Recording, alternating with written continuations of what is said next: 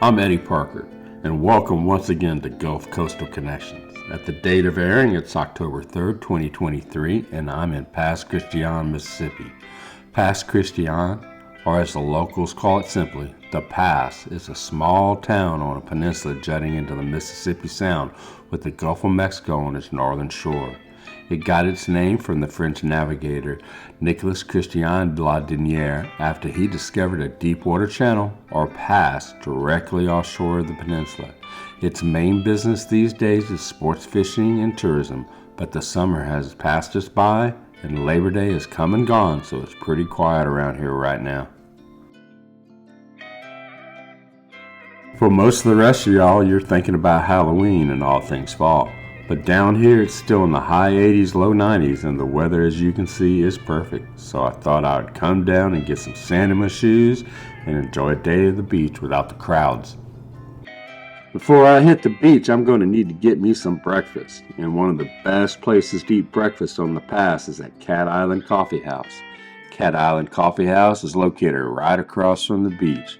It shares space with Pass Christian Bookshop, so you can grab a coffee and a book and kick back on the porch and just chill. But I have other plans today. I ordered the grits with bacon and cheese and a Coast Ritual tea. The grits were homemade and tasty. They give you a big portion so that you're going to fill up quickly. The Coast Ritual tea is made from vanilla bean tea with brown sugar syrup and steamed milk, and man, it was good. It went perfect with the grits. Cat Island Coffee House is known for their service, and they did not disappoint that day. They treat you just like neighbors here. Now that I destroyed those grits, let's find a book. I love bookshops, and this is a good one. It specializes in Gulf Coastal books and Mississippi authors. On the first floor is an excellent selection of history, culture, and coastal environmental books. Upstairs in the loft, you will find their collection of Mississippi writers, and there are a lot of them.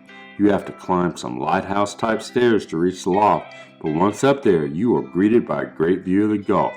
I found my book, and now I'm going to retire to the beach to take a swim, and then kick back and read. The pass pretty much fronts the Gulf, so there is plenty of beach to kick back on. Now, these beaches are not like the tourist meccas of Pensacola and Galveston, which have their strengths, but also have their crowds. The beaches here, even at the height of season, attract smaller, more laid-back crowds. I'm going to the main beach, Henderson Point Beach on 4th Street, on the pass's west end.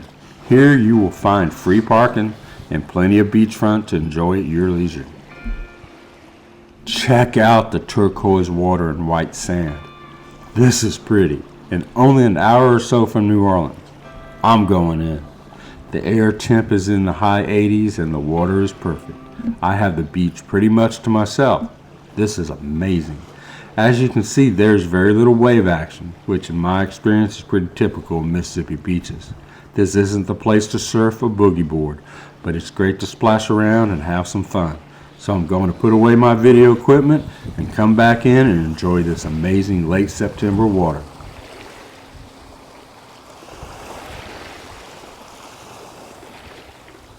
Okay, now that I'm dried off, it's time to kick back and read my book until lunchtime. I bought this, Cat Island, The History of a Mississippi Gulf Coastal Barrier Island. It's written by John Seaves, a Mississippi author, and it's about his family who once owned and lived on Cat Island. Cat Island lays just off the pass, and on some clear days you can even see it from the beach. Early French navigators named it Cat Island not because it's home to 1,000 cats, although that would be cool, but because it was filled with raccoons. Now, do these look like cats to you? I guess something got lost in translation. Anyway, the book is an excellent read filled with real-life accounts of his family who lived on the barrier island for generations. Beach reading is an excellent way to relax and an equally excellent way to build up an appetite. So now that it's lunchtime, there is only one place to go. Shaggy's original location is here at Pass Harbor, which is a frequent stop for sports fishermen and home to charter boat captains. A bait shop once stood where the restaurant is. On August 29, 2005, Hurricane Katrina wiped that bait shop off the face of the earth, soon after a gentleman named Rod Ladner bought it. Well, Ladner didn't let a thing like total destruction of his property stop him. Like thousands of other Gulf coasters, he got busy rebuilding. Just 2 years later, the doors to Shaggy's opened up to the hungry public and has been feeding locals, fishermen, and tourists with good tasting seafood ever since. 3 more have opened up on the Mississippi coast and another in Pensacola. You might knock a Gulf Coaster down, but we're going to just get right back up on our feet. Way to go, Mr. Ron. Shaggy's is a comfortable gathering place where you can always feel like you're among friends. It certainly was on the day I visited.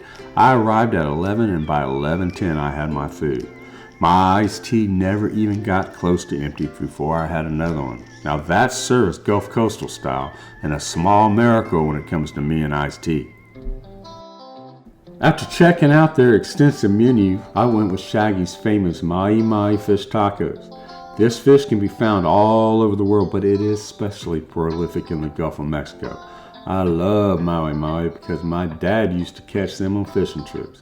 I have caught my share, so I know what they should taste like, and this is how fresh Mahi should taste.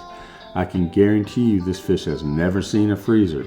It was fresh and firm and perfectly cooked, and the slaw and red onions only enhanced the flavor. It was perfect from the very first bite to the last. After I finished, I took a look around the place. It has an outside balcony where you can watch the sunset over the Gulf of Mexico, and another just under that where you can also dine if that's more your style. When Shaggy's is busy, it's busy, so you can go to their website and place your name on the waiting list ahead of time. Then when you arrive, the wait is cut in half or more. As I mentioned, this harbor is home to Pass Christian charter boat fleet, and Shaggy's will cook your fresh catch right off the boat. That must be so good. The Pass Christian charter boats can take you out after the big boys, but they can also do snapper trips and go after inshore species like speckled trout and redfish. I'm going to have to come back and go fishing for sure. After that meal, I'm going to walk some of that food off, and the Pass has the perfect place for that. Around the late 1840s, wealthy citizens in New Orleans started coming to the Pass in order to escape the heat of the city. They built their summer homes along a natural ridge close to the shore on what would become Scenic Drive.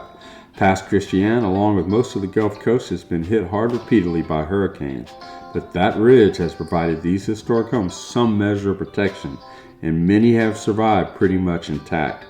You can now take a leisurely walk along the shoreline and see century-old oak trees and beautiful antebellum mansions. We're going to do just that. Now let's take a closer look at some of these beautiful homes.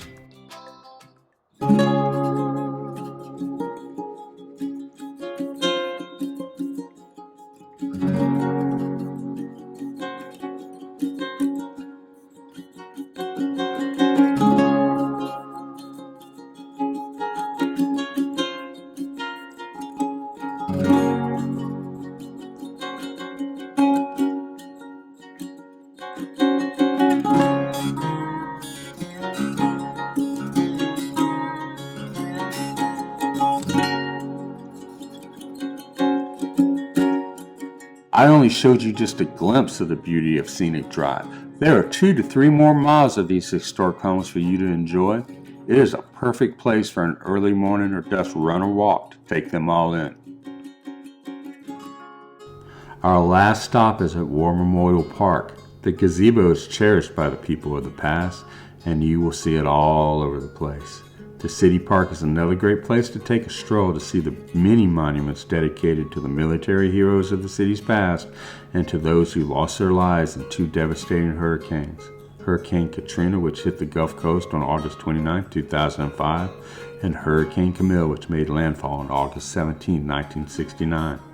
To me, this dignified park and its monuments to the city's past says a lot about the people of Pass Christian and makes me want to come back and visit with them again.